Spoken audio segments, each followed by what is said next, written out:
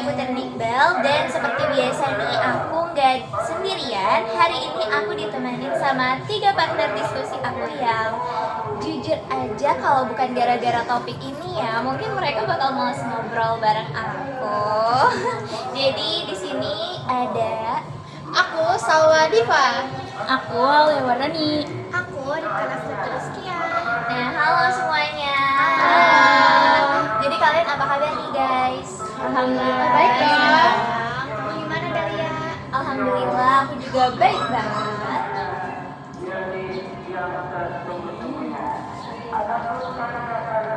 Sebenarnya aku lagi agak ngantuk sih, tapi pas tahu topik kita hari ini aku langsung semangat lagi.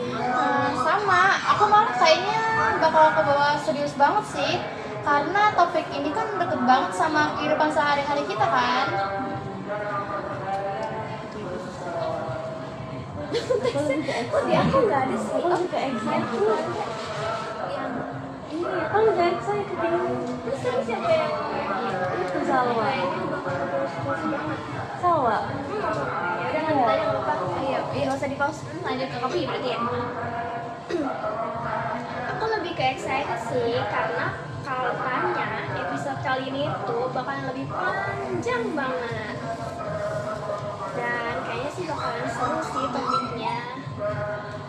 Wah, betul banget nih. Jadi buat para pendengar yang lagi rebahan, coba kalian siapin cemilan, kopi atau teh ya. Kalau kalian lagi di jalan, hati-hati. Dan kalau kalian lagi ngerjain tugas sambil dengerin kita, semoga suara kita ini bisa jadi white noise yang bikin fokus. Tapi jangan sampai ketiduran ya. Kalau yang sampai ketiduran, kita rame-rame bakal kayak wake up. Aduh, pendengar kayaknya langsung kaget sih kalau gitu. Serius banget, tapi oke, topik kita itu kan permasalahan sosial akibat mengelompokkan sosial. Kedengarannya sih berat ya, tapi santai aja. Kita bahas kayak ngobrol biasa aja guys. Yuk, betul-betul. Jadi siap-siap. Obrolan ini bisa sampai 30 menit mungkin ya. Tapi semoga bikin kalian mikir, senyum, bahkan ketawa juga ya guys. Nah, jadi kita lanjut. Jadi kita mulai dulu nih biar gak bingung. Menurut kalian bertiga nih pengelompokan sosial itu apa sih? Kalau aku sih ngertinya simple, itu proses masyarakat terbagi jadi kelompok berdasarkan kesamaan. Bisa status, ekonomi, agama, suku, ataupun pendidikan, kerjaan, sampai hal remeh kayak kesukaan makanan atau hobi. Betul sih, dan itu bukan cuma hal baru. Bahkan kayak di zaman prasejarah itu orang udah kebagi jadi kelompok. Kayak kelompok awal pertama itu kelompok pemburu, pramun, petani. Jadi kelompok itu wajar, alami, dan kadang jadi kebutuhan. Tapi balik lagi sih, gak semua efeknya bagus. Ada sisi positif, bikin kita punya identitas, rasa kebersamaan. Tapi terutama, kalau muncul rasa kelompok itu lebih hebat daripada kelompok tersebut. Iya, jadi kita bisa dibilang juga netral ya, ini tergantung gimana kita menyikapinya. Kayak pisau, bisa buat masak, tapi juga bisa buat melukai. Nah, selanjutnya ini kita akan membahas ke kehidupan nyatanya ya. Jadi kalau misalnya menurut kalian bertiga nih, apa contoh yang paling kelihatan akibat pengelompokan sosial guys? Kalau menurut aku sih kayak jelas banget kesenjangan, kayak miskin. Di sekolah aja kelihatan ada anak yang bisa beli gadget terbaru, kursusnya mahal, sementara ada juga yang harus pinjam buku teman. Aku sih pernah lihat ya, diskriminasi itu di dunia kerja itu banyak banget.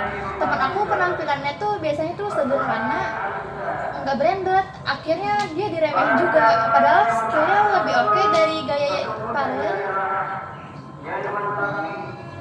Kalau aku sih lebih ke konflik antar suku dan agama sih ya. Di Indonesia kan beragam banget. Kalau salah sekolah, gampang banget meledak jadi konflik horizontal. Betul. Bahkan di circle pertemanan sehari-hari ada geng yang standar masuknya tuh absurd gitu ya, kayak wajib nongkrong di kafe tertentu atau harus ikut fashion tertentu. Itu kayak gak eksklusif gitu nggak sih, masuknya susah, terus standarnya juga ribet gitu kan. Padahal ya temenan itu harusnya bikin nyaman kan, bukan kayak audisi idol group. Nah iya tuh, bener. Coba bayangin kalau kita temenan kayak lagi survival show Korea, tiap minggu ada yang dieliminasi. Kalau gitu, aku pasti dieliminasi duluan sih karena jarang update fashion. Aku juga, aku nggak punya lightstick. Nah, sekarang kita masuk ke bagian jujur-jujuran kali ini ya guys. Jadi kalian nih pernah gak sih kayak dikucilkan gara-gara pengelompokan sosial? Wah, aku pernah sih. Jadi itu dulu pas SMP kan aku HP jadul, jadi lagi rame game online. Dan aku itu nggak bisa ikut kayak game yang lagi tren gitu loh. Akhirnya sering gak diajak main gitu. Rasanya kayak sedih banget sih. Aku relate sih sama kamu, tapi aku suka baca buku, bukan kayak yang tipe nongkrong gitu. Jadinya kayak sering dianggap aneh, sok pinter, padahal aku cuma suka baca doang. Kalau aku sih pernah lihat temen yang dikucilkan karena beda agama. Misalnya di acara tertentu kita nggak ngajak dia. Itu bikin aku mikir kenapa sih susah banget ya buat terbuka. Aku juga pernah sih guys, waktu pas di SMP aku jadi gak ikut organisasi populer, akhirnya dicap gagal. Padahal aku aktif di kegiatan yang lain juga yang bermanfaat. Jadi ini bukan cuma teori ya, bener-bener yang kita alami sendiri gitu. Dan jujur luka dari dikucilkan itu bisa kerasa sampai sekarang. Kayak kalau diingat itu masih agak sakit gitu loh di hati gitu. Tapi mungkin karena pengalaman itu udah bikin kita sadar buat nggak ngelakuin hal yang sama ke orang lain. Setuju. Kadang pengalaman buruk itu bisa jadi pelajaran yang penting buat kita ke depannya guys.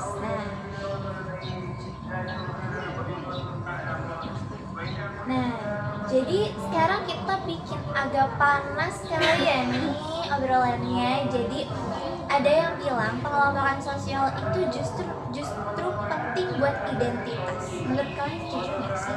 Aku sih setuju banget ya, karena dengan kelompok kita bisa merasa bahwa ada rasa aku bagian dari ini. Tanpa kelompok, orang bisa merasa kesepian bahkan kehilangan arah. Aku sih kurang setuju ya, karena kalau kelompoknya terlalu kuat justru bikin orang fanatik gak sih? Misalnya kayak fanatisme berlebihan nih pada kelompok agama atau kelompok itu atau politik itu bahaya. Aku kalau gitu aku ambil posisi tengah deh guys. Menurut aku masalahnya bukan di pengelompokan sih, tapi di sikap orangnya. Kalau kelompok eksklusif itu sehat, tapi kalau eksklusif itu bahaya guys. Oke. Jadi ini nih kayak debat ya. Sama aku tuh kayak jadi pro pengelompokan penting.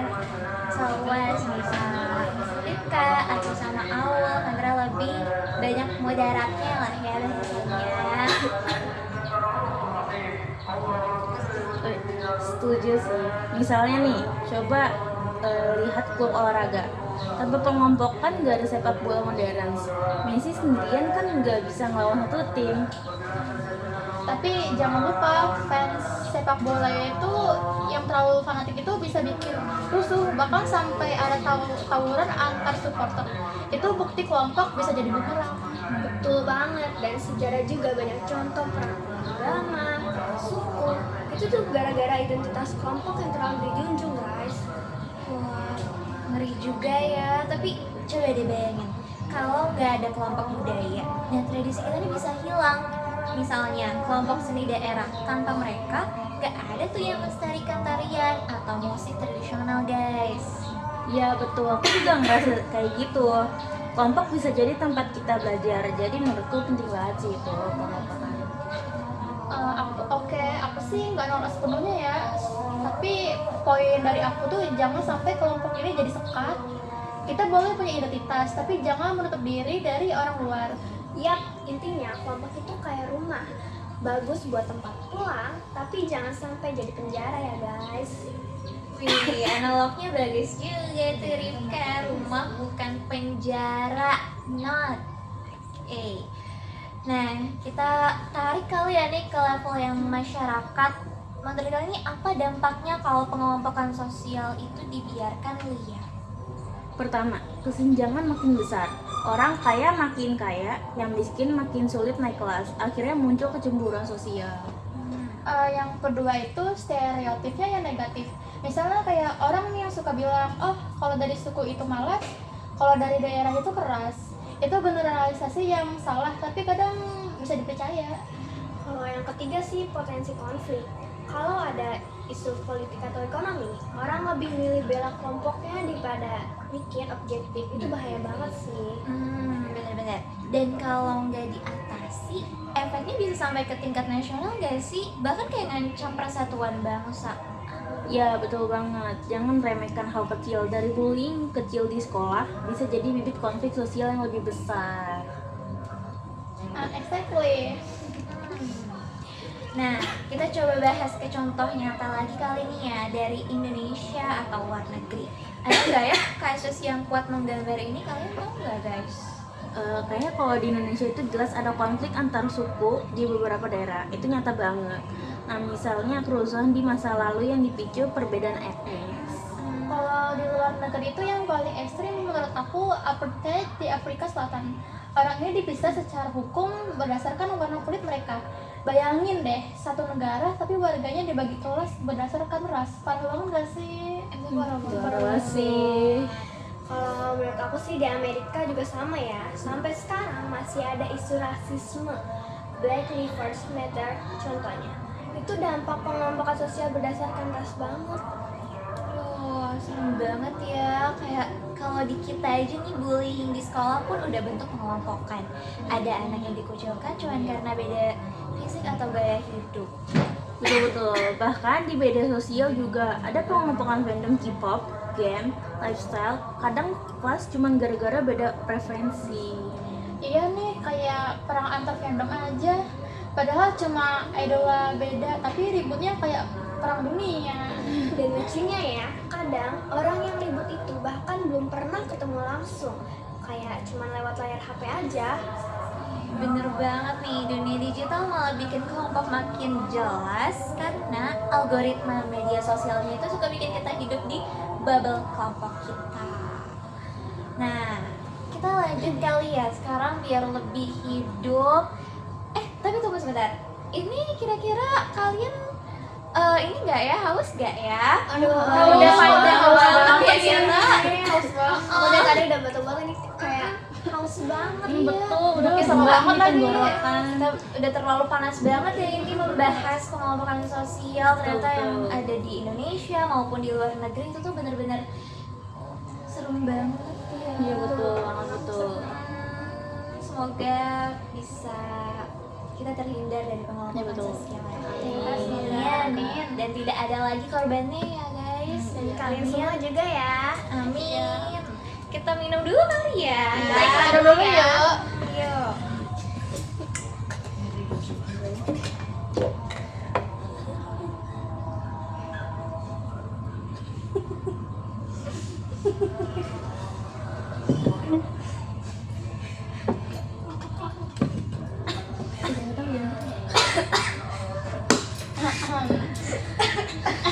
Ada batuk. Udah terlalu panas kali ini ya. Betul. Nah, kita lanjut kali ya. Gimana nih guys, minumannya seger banget ya? Aduh, Seger seger banget sih di banget. cuaca panas ini, seger banget. Iya cocok Aduh, banget. kalian juga karena ini lagi musimnya juga lagi kurang jelas juga ya. Kalian jangan lupa jaga kesehatan dengan minum air putih sebanyak-banyaknya ya guys. Iya, betul. Jangan lupa ya guys. Iya. Nah, kita lanjut kali ini ya bahas yang benar-benar panas banget. Ini kita coba bikin role play. Bayangin, kita jadi orang dalam kelompok berbeda. Gimana tuh? Aku dari geng anak sultan. Nongkrongnya wajib di kafe mahal. Kalau kopi di bawah 50.000 aku nggak minum. Aduh, aku sih kalau kayak gitu mah nggak bisa ikut. Uang saku aku mah cuma cukup buat beli gorengan aja. Loh, Nongkrong itu kan bukan buat ngobrol, bukan buat pamer. Ngapain sih harus mikir dari harga kopi?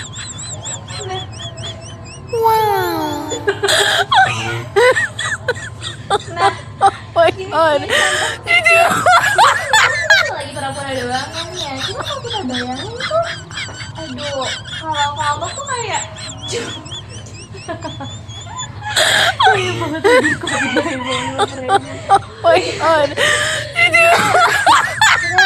coba contohin doang aja tuh, aduh kesenjangannya tuh.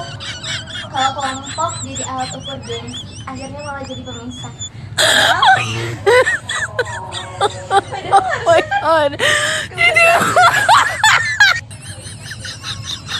iya nggak sih, padahal tuh harusnya kebersamaan yang penting, tapi kenapa kita malah coba mikirin gengsi? Itu tuh kayak aja ya, kita nongkrong cuma buat mikirin gengsi. Aduh, Ya sebenarnya generasi aku cuma bercanda aja sih tadi.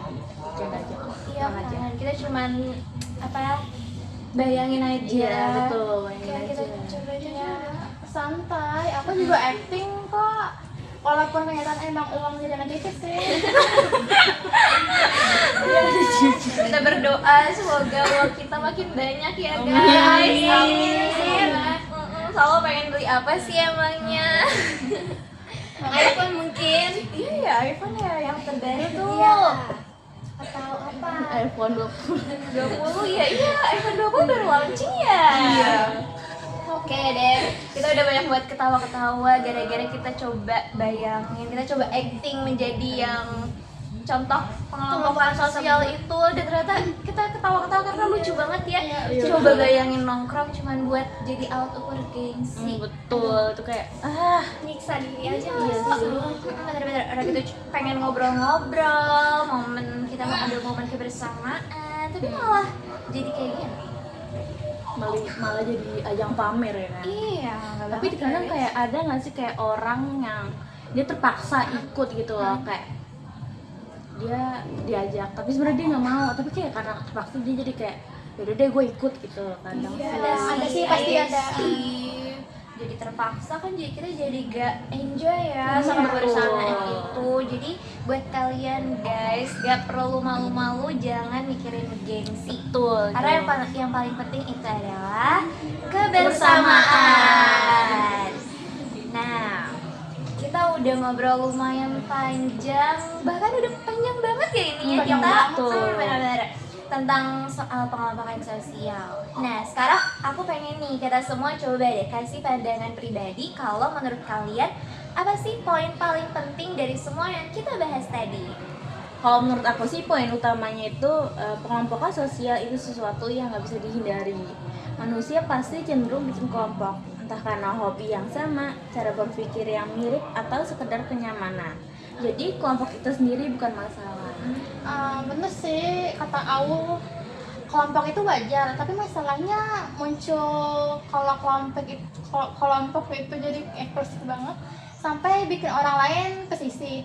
Jadi kayak ada batas jelas, kamu di dalam, kamu di luar.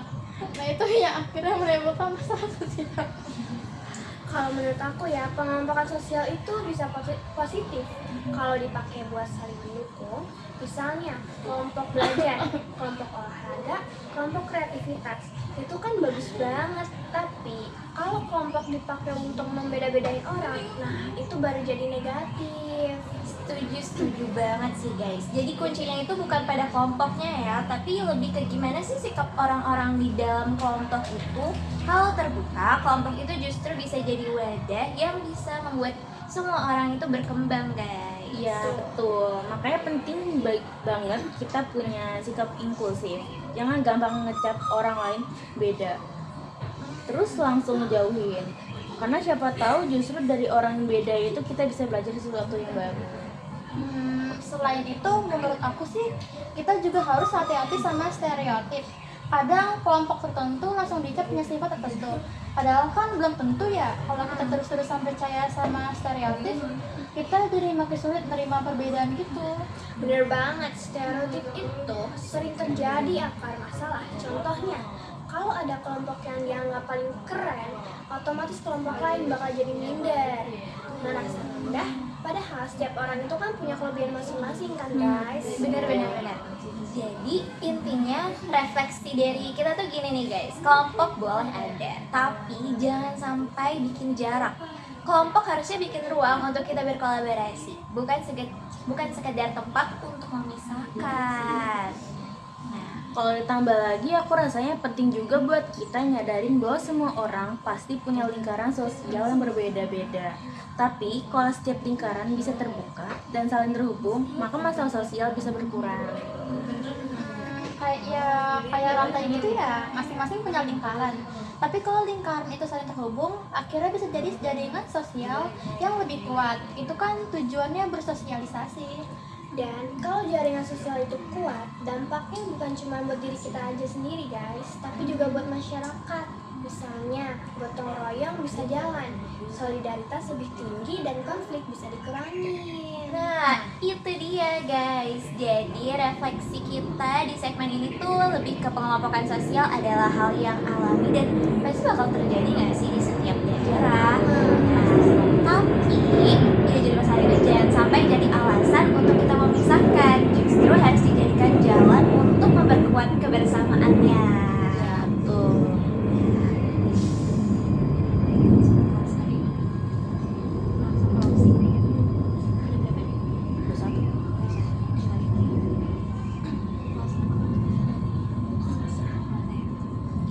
Wah, obrolan kita ini udah lumayan panjang banget ya guys. Dari awal nih kita udah bahas pengertian pengelompokan sosial, contoh-contohnya, dampak positif negatifnya, bahkan sampai kita refleksi bareng-bareng juga nih.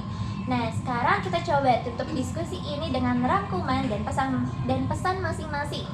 Kira-kira siapa dulu nih yang mau kasih closing statement? Aku dulu deh. Jadi menurutku kelompok sosial itu sesuatu yang pasti ada di dalam masyarakat. Tapi kita harus belajar buat nggak terlalu kaku dalam membatasi kelompok kita. Karena semakin inklusif kita, semakin mudah kita dapat manfaat dari kelompok itu. Pesan aku, jangan pernah berhenti terbuka sama orang lain. Aku nambahin ya, dari obrolan kita itu aku jadi makin sadar kalau kelompok itu kayak pisau yang bermata dua, bisa bantu bisa juga nyakitin sih, tergantung gimana kita gunainnya. Jadi buat teman-teman yang dengerin, jangan takut buat untuk punya kelompok, tapi juga jangan pernah menutup diri dari orang di luar kelompok kita, karena dunia ini tuh lebih luas daripada geng atau lingkaran kecil kita. Nah, kalau aku pesannya sederhana ya guys, jangan nilai orang cuma dari kelompoknya. Kadang kita keburu punya pandangan negatif karena suatu kelompok tersebut. Padahal kenyataannya tuh belum tentu kayak gitu guys. Jadi lebih baik kita kenal orangnya dulu daripada langsung ngecap orang itu nggak baik. Bener-bener bagus banget deh kalian pesan-pesannya. Nah, kalau aku sendiri nih ya, pesannya mungkin kelompok itu bukan buat ngebatasin ya, tapi buat ngebangun. Selama kelompok kita bisa jadi ruang yang positif, itu bagus. Tapi jangan sampai kelompok itu menjadi benteng yang bikin orang lain tuh nggak bisa masuk guys. Jadi mari sama-sama belajar buat lebih terbuka ya. Iya nggak sih? Tuh banget. Kalau dipikir-pikir ya, sebenarnya kelompok sosial ini mirip sama warna-warni. Setiap warna itu indah, tapi kalau berdiri sendiri-sendiri jadi biasa aja. Begitu digabung bisa bikin gambar yang indah. Sama kayak kita setiap kelompok kalau nyatu bisa bikin masyarakat lebih kuat. Wah, puitis banget tuh. Tapi bener juga sih. Jadi intinya kita jangan cuma puas sama kelompok kita sendiri, tapi juga cari cara berhubungan dengan kelompok yang lain. Itu yang bikin hidup kita lebih kayak berpengalaman gitu sih guys. Kalau aku sih jadi mikir gini ya, kalau kita sampai kehilangan jati diri gara-gara kelompok, kita tuh boleh aja masuk kelompok manapun, tapi kita tetap harus punya prinsip sendiri. Jadi kita nggak gampang terbawa hal-hal negatif. Bener banget nih guys, setuju. Jadi penutupan kita hari ini nih, pengelompokan sosial adalah hal yang wajar ya guys. Tapi cara kita bersikap dalam kelompok itu ya yang menentukan apakah hasilnya positif atau negatif. Jadi setelah kita mengobrol panjang-panjang ini, semoga obrolan panjang kita ini bisa jadi bahan renungan untuk kalian semua dan bisa bermotivasi ya guys, buat kita biar lebih bijak dalam bersosialisasi. Iya betul, semoga bermanfaat ya. Jangan lupa juga ya, kalau kita bisa lebih terbuka, otomatis konflik sosial juga bisa berkurang. Jadi kita sama-sama ngeciptain lingkungan yang lebih sehat daripada sebelumnya. Betul banget.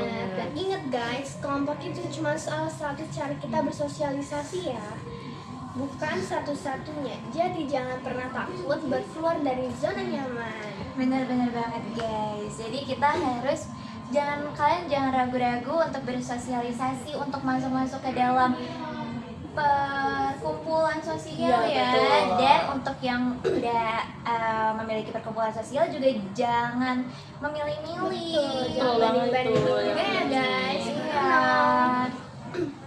Nah, oke, kalau kayak gitu kita akhiri dulu kali ini ya podcast kita kali ini. Terima kasih banyak buat teman-teman yang sudah dengerin sampai akhir. Semoga obrolan yang panjang banget ini tentang pengelompokan sosial yang semoga aja kita terhindari juga, kita semua terhindari dari yang tidak baik, amin. Jadi semoga obrolan kita bisa bermanfaat dan semoga kita semua bisa jadi bagian dari masyarakat yang lebih inklusif. Sampai ketemu di episode selanjutnya. Bye.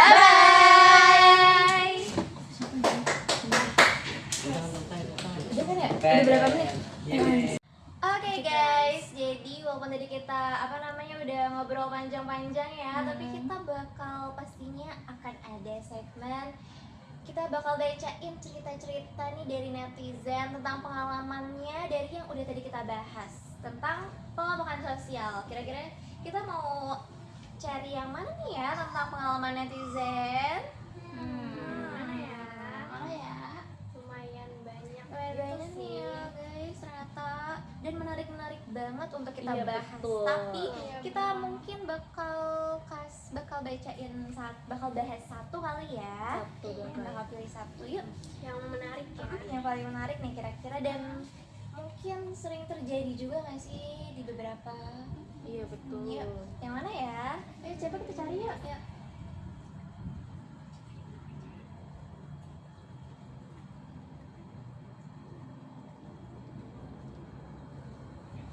Yang mana nih?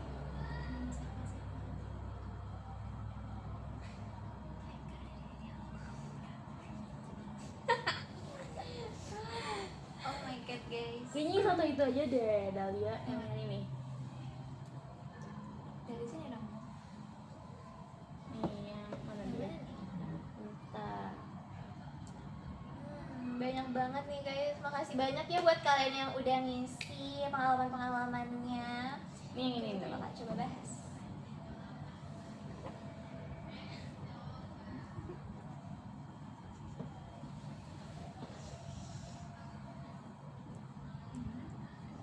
Gimana nih Kak? Coba dong aku mau lihat. Coba lu yang mana sih lu?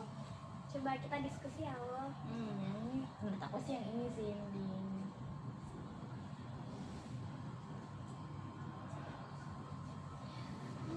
Kalau misalkan dilihat sih mungkin ini yang kebanyakan itu adalah circle-circlean dalam lingkungan sekolah ya. Betul. Aduh, sebenarnya agak gimana gitu ya. Ada yang dikucilkan dan tidak diterima dalam satu circle cuman karena kekurangan atau karena beda gaya fisik. Jadi seperti yang lagi viral di TikTok ya, senjangan sosial katanya. Gimana nih guys menurut kalian tanggapannya? Menurut aku sih kalau orang tersebut dikucilkan mungkin bukan lebih dikucilkan sih ya, mungkin lebih ke dijauhin, mungkin karena orang tersebut misal si A itu dia nyebelin, kayak dia tuh agak bikin kita greget gitu loh. Jadi orang-orang tuh kayak males ngeladenin dia, mungkin seperti itu sih menurut aku. Aku setuju sama Rika sih. Iya, aku juga setuju sih sama Rika. Kurang lebih pendapat aku sama banget kayak Rika ini.